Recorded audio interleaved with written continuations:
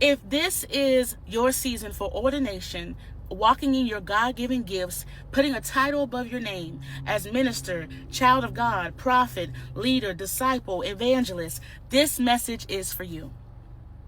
When I was younger and I was getting ordained at a young age, my spiritual father, Apostle Bella, shout out to him, he had to kind of explain to his congregation why he was ordaining somebody so young in the prophet office. I wasn't being ordained a children's teacher and all that good stuff. I was being ordained in my office. And one of the things that he did to explain to his sheep and to others who may have questioned my young face and my young age was that he tried and tested me by the fruit. In the middle of a Bible study service that I was in with him, he picks up my Bible and it was in perfect condition.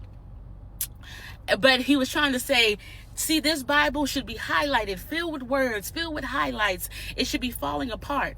And the reason he was doing this was to show people that I was tested and approved in my gift to be considered a prophet of the office. My Bible was in perfect condition. It barely looked like it was touched. It looked like it was just bought from the store.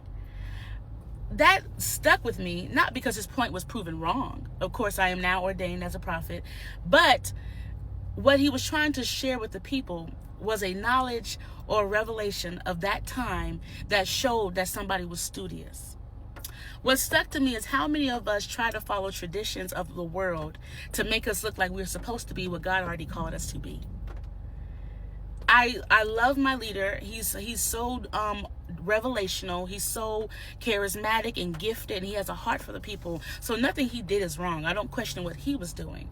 But it stuck out to me to let somebody know today that the traditions of then is not the traditions of now. What God showed me in that was back in the day, because they were able to write on their books, the way they knew that somebody was really into knowledge, really into revelation, was how their Bible looked, how their notes looked. It had to be broken down. It was a rite of passage to them that, oh, this person was really in the Word for some people. But I grew up in school during the recession of the 2000s. So we were told to not write on our books because we didn't know we were going to get another pair of books. So the children behind us could have books to use.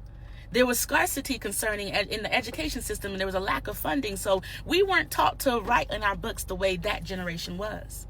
So the misconception that I wasn't a student of the Word based off of how my Bible looked, not to my leader, but to people who may have assumed that, or to people that enemy may have pointed that out to, that could have been used as a reference point.